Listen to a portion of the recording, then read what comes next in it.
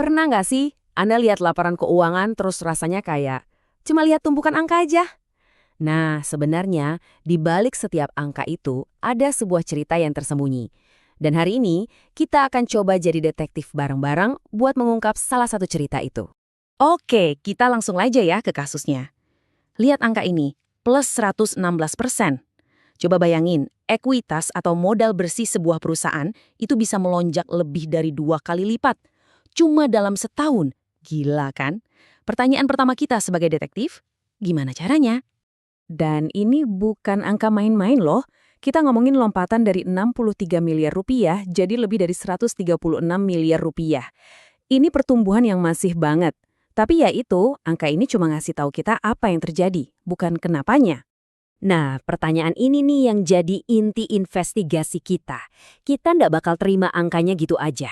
Justru, kita bakal bedah laporannya, cari petunjuk-petunjuk, dan coba sambungin potongan-potongan puzzle-nya untuk mengungkap misteri di baliknya.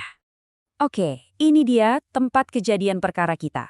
Kita bakal menyelami laporan tahunan dari perusahaan dengan kode saham DAY ini buat nemuin jawaban dari lonjakan yang luar biasa tadi. Analogi ini pas banget loh. Kayak dokter kan, kita nggak bisa cuma lihat angka tensi atau suhu badan. Kita harus gali lebih dalam buat ngerti kondisi kesehatan yang sebenarnya. Dan ini dia 3 alat utama kita. Masing-masing laporan ini ngasih kita sudut pandang yang beda-beda soal kesehatan si perusahaan. Yuk kita mulai dari sini. Nah, ini buktinya teman-teman. Angka yang kita lihat di awal tadi bukan cuma ringkasan. Angka itu beneran tercatat jelas di sini, di laporan posisi keuangan. Angka 136 miliar itu valid. Nah, disinilah kebanyakan orang biasanya berhenti. Mereka lihat angka besar, terus langsung bikin kesimpulan. Tapi, sebagai detektif keuangan, kita tahu dong, cerita sebenarnya itu nggak ada di permukaan. Jadi, kita harus cari kemana? Ini dia kuncinya.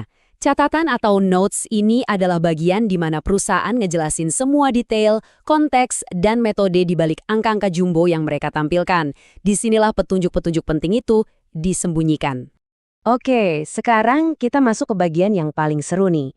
Kita tinggalin dulu angka-angka utamanya, dan kita mulai gali lebih dalam ke catatan laporan keuangan si Daya ini. Kita akan fokus ke 2 petunjuk spesifik aja. 2 keping puzzle yang kalau kita gabungin bakal ngasih gambaran yang jauh lebih jelas tentang apa yang sebenarnya terjadi di perusahaan ini. Dan, boom! Ini dia petunjuk besar pertama kita yang ngumpat di catatan soal beban pokok penjualan. Perusahaan ngaku dapat insentif dukungan pemasok senilai, siap-siap ya, 255 miliar rupiah. Biar kebayang, angka ini tuh lebih gede dari total modal mereka di tahun sebelumnya. Ini signifikan banget. Jadi artinya apa sih ini?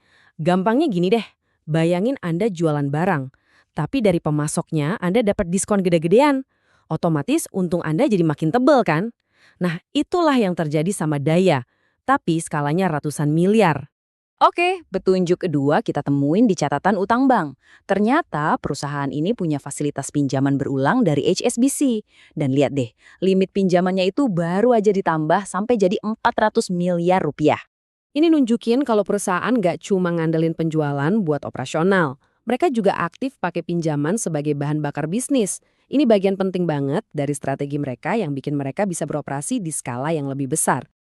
Oke, sekarang kita punya 2 petunjuk penting, diskon pemasok yang super besar, dan akses ke utang yang juga signifikan. Coba kita sambungin, gimana kalau utang itu dipakai buat belanja barang dalam jumlah besar yang akhirnya memicu diskon masif dari pemasok? Yuk, kita lihat gimana ini mengubah ceritanya. Nah, di sini kelihatan jelas banget bedanya.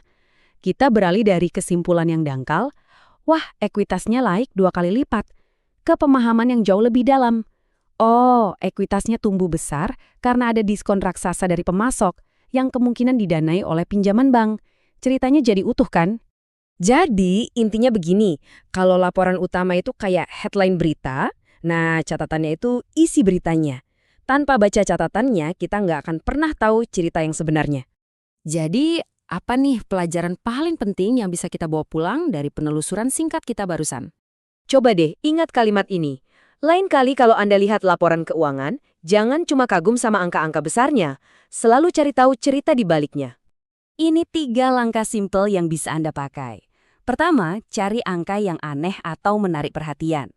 Kedua, tanya kenapa dan gimana bisa begitu. Ketiga, langsung selamatin bagian catatan buat cari jawabannya. Percaya deh, setiap laporan keuangan itu penuh dengan cerita kayak gini. Pertanyaannya sekarang, dengan alat detektif yang baru Anda punya ini, kira-kira cerita apa ya yang bakal Anda temukan selanjutnya?